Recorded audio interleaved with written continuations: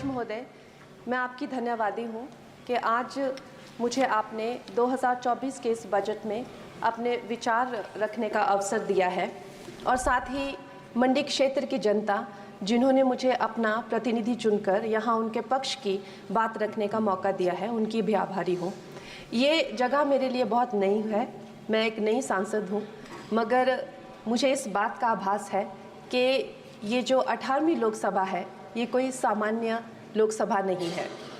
इस लोकसभा का जो चुनाव हुआ है उसमें हमारे जो शीर्ष नेतृत्व हैं, हमारे माननीय प्रधानमंत्री श्री नरेंद्र मोदी जी ने लगातार तीसरी बार प्रधानमंत्री बनकर पिछले 60 सालों का जो रिकॉर्ड तोड़ा है, उसके लिए हम सब उन्हें जो है वो हार्दिक बधाई देते हैं।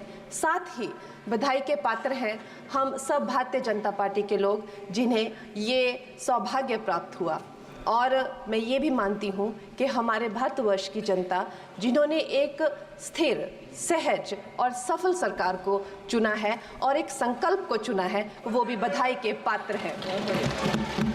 महोदय जी, हम सब जानते हैं कि आज से 10 साल पहले हमारे देश की अर्थव्यवस्था का क्या हाल था। आज से 10 साल पहले हमारी संघर्षशील जो एक चरमराती और एक लड़खड़ाती अर्थव्यवस्था जो कहीं 11वें-12वें नंबर पर थी और सारा देश जो है उसको लेकर चिंतित रहता था, पिछले 10 सालों में वो अर्थव्यवस्था 11वें से 5वें नंबर पे आई है और बहुत तीव्रता से जो है तीसरे नंबर की तरफ जा रही है। ये जो 2024 का बजट है ये सब वर्गों को जो है वो शक्ति प्रदान करने वाला बजट है। इस बजट से जो है वो हमारी अर्थव्यवस्था को भी तीव्रता मिलेगी महोदय जी।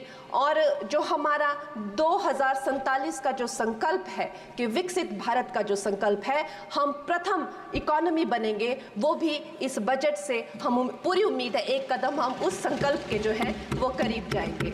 महोदय जी, पिछले साल हमारे हिमाचल प्रदेश में एक बहुत बड़ा प्राकृतिक संकट आया, एक बहुत बड़ी बाढ़ आई जिससे ना जाने कितने जन, धन, पशु, ज़मीन की हमारे लोगों को जो है वो हानि हो गई।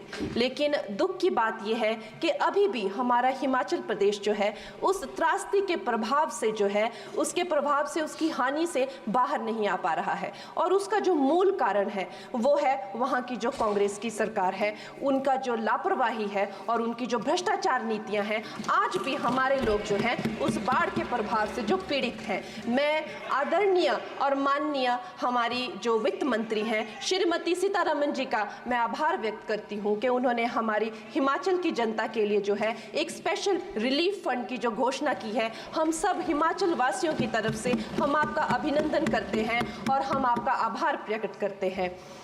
महोदय जी, मुझे ये जान के और आपको बताकर इस बात की खुशी भी होती है और खेद भी होता है कि जितना काम पिछले 10 वर्षों में हमारी भारतीय जनता पार्टी ने हिमाचल प्रदेश में किया है वो उतना काम हमारे आज़ादी के बाद 60 सालों में भी हिमाचल प्रदेश में नहीं हुआ था। आप सब हिमाचल जाते रहे होंगे। वर्षा, it is her maiden speech. आप सब हिमाचल वर्षा, it is her maiden speech. Kindly. आप सब हिमाचल जाते रहे होंगे और आप सब ने देखा होगा कि वहाँ पर जो है आज से आज़ादी के 60 साल तक सिर्फ कुछ रोड्स बने थे और वो भी हमारे माननीय जो पूर्व प्रधानमंत्री अटल बिहारी जी रहे हैं, उन्होंने अपने कार्यकाल में जो है वो ग्रामीण प्रधानमंत्री सड़क योजना के अंतर्गत वो रोड बनाए थे। लेकिन पिछले 10 वर्षों में प्रधानमंत्री नरेंद्र मोदी जी की सरकार ने हमारे क्षेत्र को जो है एम्स, IIIT, IIM जैसे वैश्विक स्तर के जो है वो संस्थान दिए हैं और वंदे भारत जैसी ट्रेन को हमारे हिमाचल में पहुंचाया है।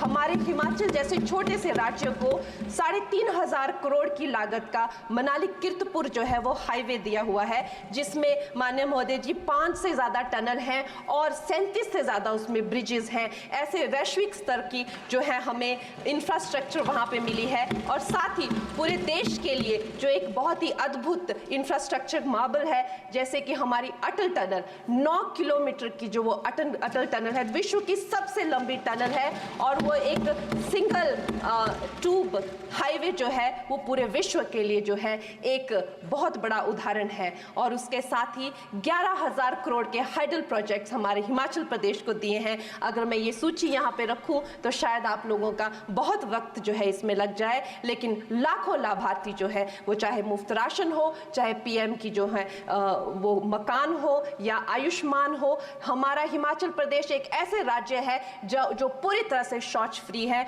और वहाँ घर घर में जो है वो गैस चूल्हे का कनेक्शन लगा है। एक भी माता, एक भी बहन गैस चूल्हे के कनेक्शन के बिना नहीं है। और मेरा ये जो सौभाग्य है 18वीं लोकसभा में, महोदय जी, मेरा ये सौभाग्य है कि जब मैं यहाँ पे आई थी तब महिला आरक्षण बिल जो राजनीति में महिलाओं को जो है 33% आरक्षण देता है वो बिल भी पारित हुआ था। तो मेरे लिए बड़ी ही ये सौभाग्यशाली जो है 18वीं जो लोकसभा है।